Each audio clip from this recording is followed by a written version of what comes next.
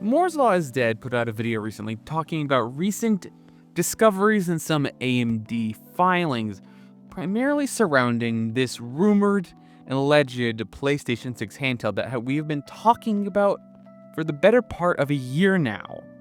In this new information Moore's Law is Dead has put out, it actually seems pretty darn compelling, and I'll be honest, really interesting.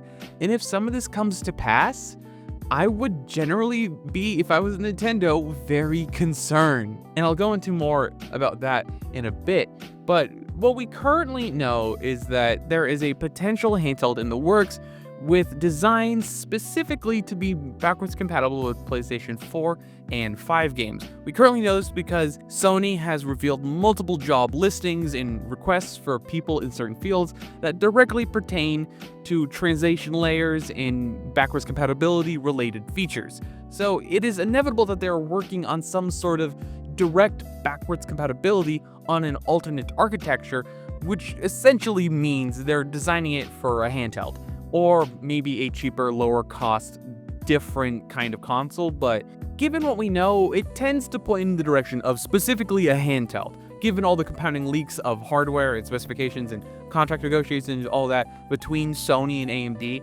So the likelihood of it being a home console is rather low unless they're radically changing how the PlayStation 6 directly functions related to previous generation hardware systems. So it frankly doesn't make a whole lot of sense for them to do that, given how amazing current backwards compatibility is with the PS4. So I don't see any reason for that to change with the PlayStation 6 unless it was a handheld, which would have a dramatically different architecture and design given that it is a handheld. But some of the things Moore's Law is Dead is talking about is directly in competition with Nintendo. He alleges for this unannounced PlayStation 6 handheld, it would be dockable, once again reiterating the backwards compatibility with PS4 and PS5, and it will have, including its specs now, a 16CU RDNA 5 integrated GPU.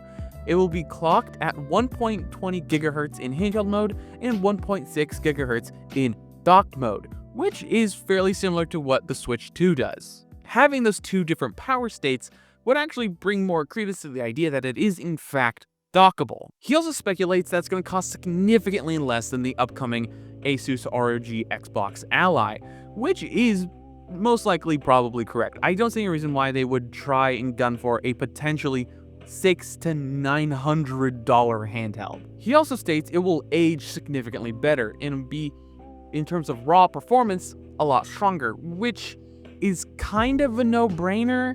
I mean, it's using a newer generation of graphics technology that isn't even out yet, so yeah, of course it's gonna be stronger. Same MSCUs, newer architecture, specially designed operating system, games, and just overall developer support. Of course this thing is gonna run better than the Xbox Ally. And of course it's going to age better, because at the point when this thing allegedly comes out in late 2027, the Xbox Ally would be over a year old. Only by a few months, but that doesn't really matter. But of course it's going to age better. It would be a newer system. The Xbox Ally would have been out for a little over a year. So yeah, it's kind of no-brainer it's going to be more powerful. And of course it's going to last longer and age better, because it is a handheld specifically designed as a home sort of portable console solution by Sony. The Xbox Ally is still, at the end of the day, functionally just a handheld gaming computer, not a handheld home console. Functionally similar, practically different. Sure, they would have similar methods of functioning, similar kinds of games would be played on both systems, but one is supposed to be a home console on the go, exactly like the Switch, with developers optimizing for its specific hardware to the maximizing each aspect of the game to the performance and just overall optimization of the game on this specific hardware set. While what you might see with the Xbox Ally is it is still just running Windows, but with the new fancy skin over it, and it's a little bit more optimized for gaming and handheld devices in general. But at the end of the day, it is still functionally Windows.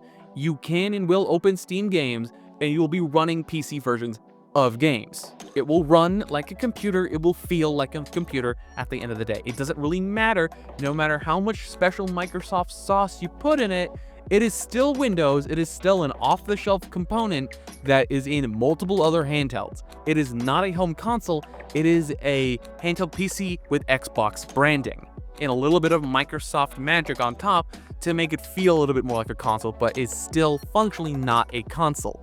The PlayStation 6 handheld, on the other hand, like I said before, will have more developer care and attention and optimization specifically designed for it. It'll be running the PlayStation operating system that we all love and hate. Moore's Law is Dead later goes on to talk about potential pricing for a few different things.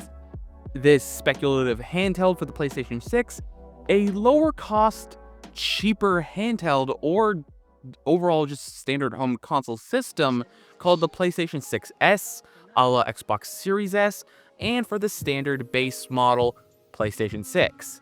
For this cheaper, lower cost PlayStation 6, it is speculated between $300 and $400. From what it seems like, it's probably gonna simply be a dedicated home console version of the handheld. Essentially, think of the PlayStation TV, which is just a PS Vita minus the screen and controls. Probably a similar situation to that. The actual full PlayStation 6 handheld would be between $400 and $500, which I think is a fairly reasonable price point, especially given that this will probably be more powerful than the Switch 2 and see much greater, support by third-party devs, given PlayStation's long history of working great with third parties and with their own amazing studios. And for the full fat base PlayStation 6, anywhere between $550 to $700, which if it is $700, I will cry. And Moore's Law continues to suggest that all three of these alleged systems are coming fall of 2027, which would be really interesting, but I feel like it might be a little soon. I also realized I said the Xbox Ally would be a little over a year old, it'd be a little over 2 years old, so disregard that. I'll go in the edit and change that, but I just realized I was saying 1 year when it would be 2 years. But what I think is probably the most interesting is that this handheld device is going to be dockable. It's going to have a handheld mode, different power states, probably detachable controllers, because seeing how successful that is with the Switch, it would only make sense to continue a detachable controller theme, especially if it does have a dock mode. It only makes sense. And honestly, depending on the library of games, it might actually end up being a better buy if you find yourself to be a more serious kind of gamer. Because while Nintendo will always have its audience of die-hard Nintendo fans, if you love Mario, if you love Zelda, if you love Kirby, if you love Mario Kart, there really is a reason not to buy the Switch 2 in that case. But if you're like me, and you love your silly, high-performance, crazy, stupid, third-party games that really shouldn't be on handhelds, like in this instance, Elden Ring on the Switch 2 is a game I'm looking forward to. Realistically, you shouldn't be playing it on it, but it might not be a horrible experience, and with a PlayStation 6 handheld, it honestly might end up being a rather great experience. And given the fact that it will be backwards compatible with PlayStation 5 and 6 games, that means you can play games that are already on those systems, like Elden Ring, Call of Duty, which is a major franchise I would love to see more specialized development for handheld systems, Switch 2, plus that Microsoft Activision 10-year contract that still hasn't developed a single game, which is driving me insane. So being able to actually play a lot of these games that never really made the full conversion to the Switch actually become legitimately portable with some level of direct optimization for that experience would actually be really sick. And that would mean playing games like Bloodborne on the go, which hasn't been officially recognized in God knows how long, and hopefully this new PlayStation 4 translation layer might enable like an FPS boost, so we can have like PS4 games that were stuck at running 30 FPS can now run at 60 FPS,